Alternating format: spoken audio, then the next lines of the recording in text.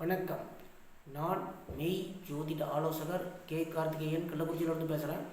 Professor doctor Vimalan சாரோட நேரடி student.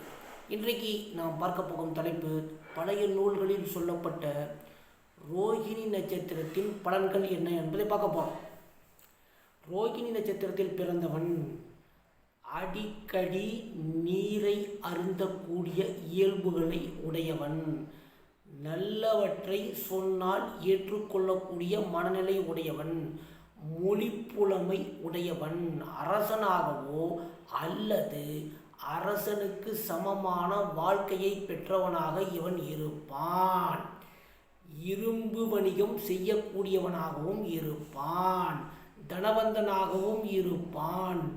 அது மட்டுமல்ல, நெய், பால் போன்றவை உண்ண விருப்பம் உடையவனாக இருப்பான்.